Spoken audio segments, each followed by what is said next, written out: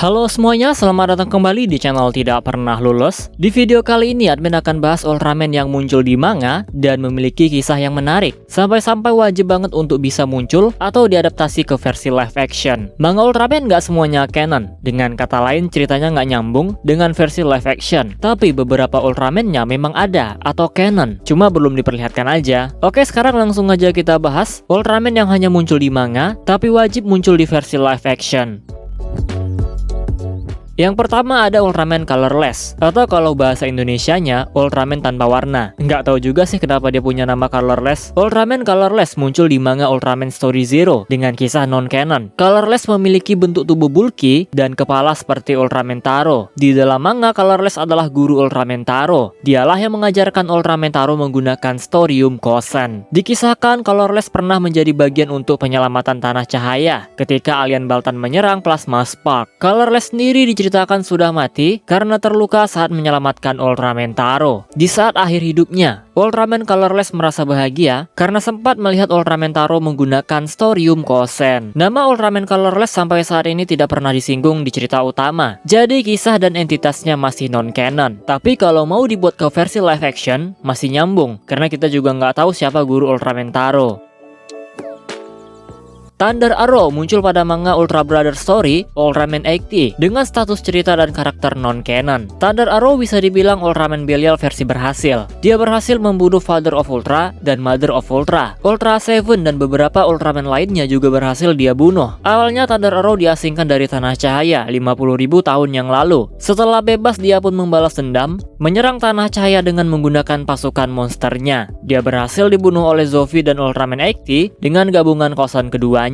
Coba aja dibuat versi live action, cerita alternatif pasti keren nih. Apalagi kalau Tartarus membawa dia sebelum mati. Ultraman Ars adalah raja planet L77 dan merupakan ayah dari Leo dan Astra. Meskipun manga Ultraman Story Zero non-canon, tapi karakter Ultraman Ars canon. Cerita manga ini juga yang paling cocok untuk dijadikan masa lalu Leo dan Astra, karena menceritakan bagaimana alien magma menyerang planet L77 dan memusnahkan Ultraman di sana. Hal ini sama dengan backstory Leo dan Astra, makanya kalau diangkat menjadi cerita live action atau dibuat canon nggak jadi masalah. Ceritanya bakal tetap nyambung.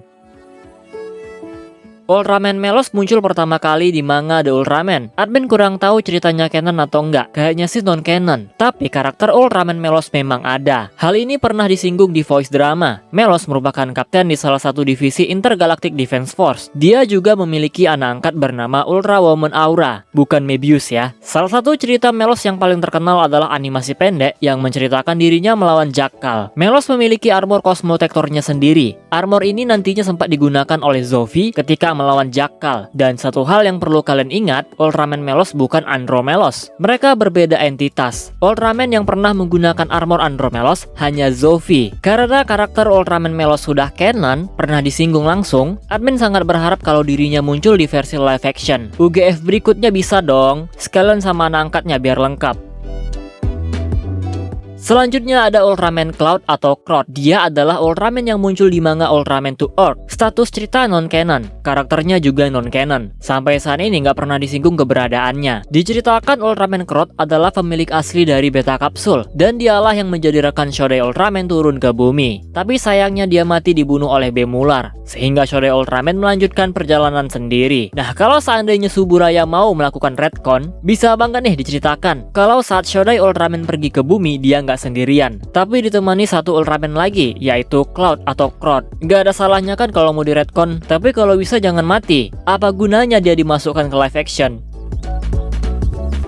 Dan yang terakhir ada 3 Companions. Ada 2 Ultraman, makanya di judul admin tulis 7, bukan 6. 3 Companions adalah 2 Ultraman lainnya di dalam Piramida 3, selain Ultraman 3 itu sendiri. Mereka adalah teman seperjuangan 3 saat menghadapi kegelapan di masa lalu. 2 kisah Ultraman ini sangat misterius sampai sekarang. Bagaimana pertemuan mereka dengan 3? sampai akhirnya menjadi aliansi. Ada sebuah manga fan art yang menceritakan 3 companions lah yang mengajarkan Daigo menggunakan kekuatan Ultraman 3, seperti cara bertarung dan berganti form. Ada juga yang menceritakan pertempuran mereka di masa lalu, sampai akhirnya keadaan di bumi damai dan kembali ke planet asal mereka dalam bentuk cahaya. Tubuh mereka pun ditinggalkan bersama Ultraman 3 dengan maksud di masa depan ada yang membangkitkannya. Kalau bisa mereka berdua dibuatkanlah ceritanya. Ada 2 movie Ultraman 3, tapi nggak ada yang menceritakan 3 companions. Mereka emang muncul sih di versi live action, tapi cuma patungnya aja. Bentuk aslinya nggak tahu tuh gimana. Makanya ceritain lah, jangan cuma Giant of Darkness doang yang diceritakan.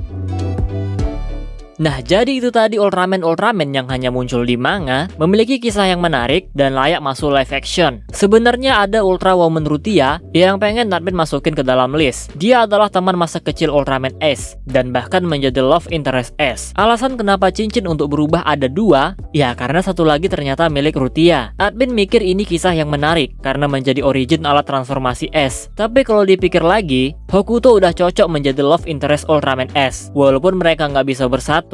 Oke, itu aja yang bisa admin sampaikan. Kalau misalnya ada salah informasi, boleh banget koreksinya. Dan kalau ada Ultraman dari manga yang menurut kalian layak diangkat ke versi live action, komentar aja. Kita close videonya seperti biasa. Jika kalian suka video ini, jangan lupa tekan tombol like-nya, subscribe bagi yang belum, komen dan share juga video ini. Follow Instagram admin prayogariski65, donasi bagi yang mau, linknya ada di deskripsi. Terima kasih telah menonton and see you next video.